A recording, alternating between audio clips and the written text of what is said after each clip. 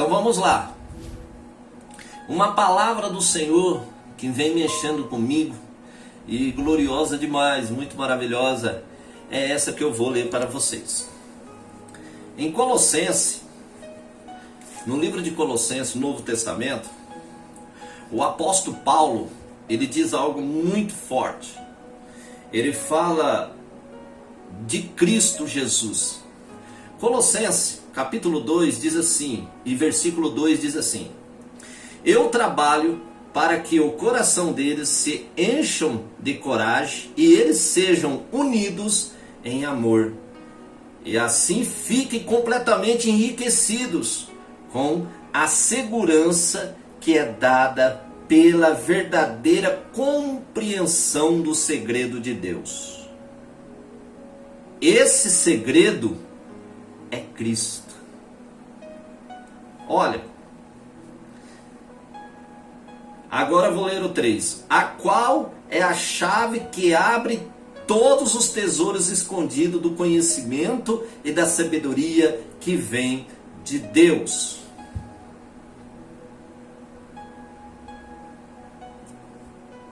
A compreensão do segredo de Deus o segredo de Deus é, esse segredo é Cristo.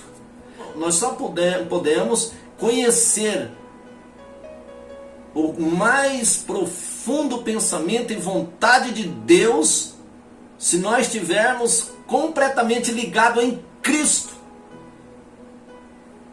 No versículo 3 diz assim: o qual é a chave que abre todos os tesouros escondidos do conhecimento e da sabedoria que vem de Deus.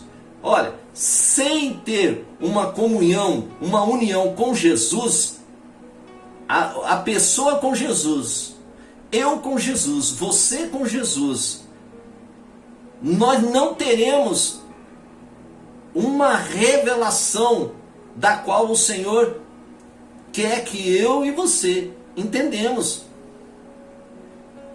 Todo o segredo, a revelação de Deus está em Cristo. Então quer dizer, se eu e você tivermos Jesus na nossa vida, nós teremos as revelações de Deus para o nosso favor, para o nosso bem.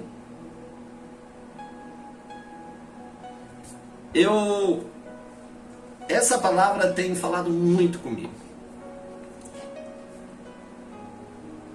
Esse segredo é Cristo, o qual é a chave que abre todos os tesouros escondidos do conhecimento e da sabedoria que vem de Deus. Agora há pouco eu estava comentando que nós compreendemos as coisas diferentes. Interpretamos, lemos a palavra de Deus, interpretamos não da maneira que Deus gostaríamos que nós entendêssemos. Nós lemos na dimensão desta vida. Nós lemos na dimensão da minha necessidade. Nós lemos na dimensão da necessidade do homem nesta terra. E Deus diz que nós recebemos do Espírito dele para que nós possamos ter uma nova mente, um novo coração. O Senhor morreu e ressuscitou e fomos crucificados junto com Jesus. Aquele que aceitou Jesus também foi crucificado com ele. E dele recebemos o Espírito Santo que vem de Deus. Jesus, ele nos dá o Espírito Santo.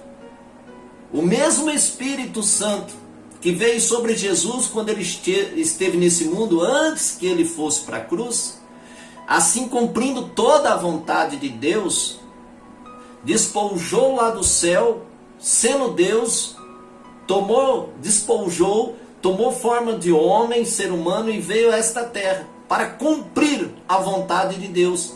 Cumprir a vontade e ser obediente a Deus até a morte de cruz. Até se cumprir lá na cruz do Calvário. Amados, Em João, o Evangelho de João, capítulo 6, eu gostaria de ler algo aqui interessante.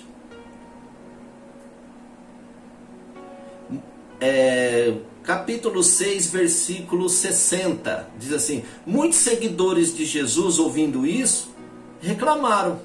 O que ele ensina é muito difícil. Quem pode aceitar esse ensinamento? Não disseram nada a Jesus, mas ele sabia que eles estavam resmungando contra ele. Por isso perguntou: vocês querem me abandonar por causa disso? O que aconteceria se vocês vissem o Filho do Homem subir para onde ele estava antes? O Espírito de Deus é quem dá a vida, mas o ser humano não pode fazer isso. As palavras que eu lhe digo são espírito e vida. Mas, mesmo assim, alguns de vocês não creem. Jesus disse isso porque já sabia, desde o começo, quem era o que não iam crer nele e sabia também quem ia traí-lo. E Jesus confirmou: foi por esse motivo que eu disse a vocês que só pode vir a mim a pessoa que for trazida pelo Pai. Por causa disso, muitos seguidores de Jesus o abandonaram e não o acompanhavam mais. Então ele perguntou aos seus 12 discípulos: será que vocês também querem ir embora? Simão Pedro respondeu: quem é que nós vamos seguir? O Senhor tem as palavras que dão a vida eterna.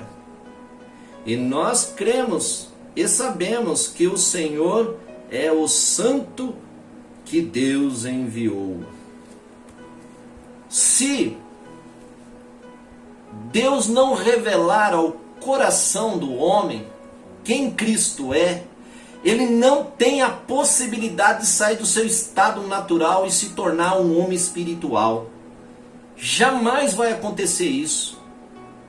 Jamais vai acontecer. Você sabe o que estava acontecendo com tudo isso? Muitos dos seguidores de Jesus abandonaram Jesus. Sabe por quê? Um dia atrás, Jesus multiplicou pão e peixe. Jesus viu que uma grande multidão ia chegando perto dele. Ali tinha só 5 pães de cevada e 2 peixinhos. E Jesus Cristo multiplicou pão e peixe para quase 5.000 homens, sem contar crianças e mulheres. E Jesus saiu depois dali e foi ao monte orar.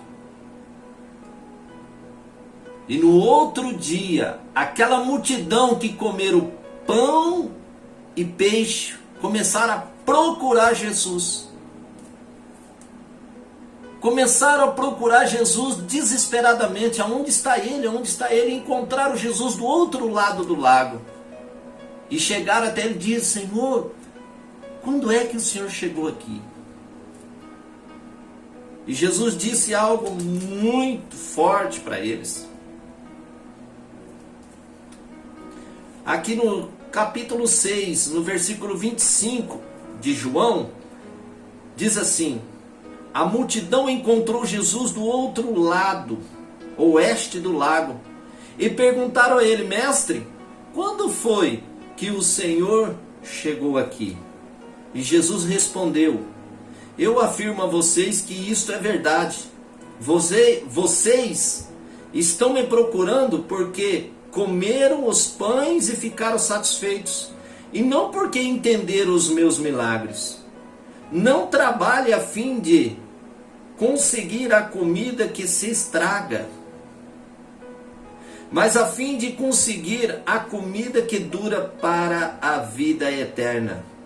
E o Filho do Homem dará essa comida a vocês, porque Deus, o Pai, deu prova de que Ele tem autoridade.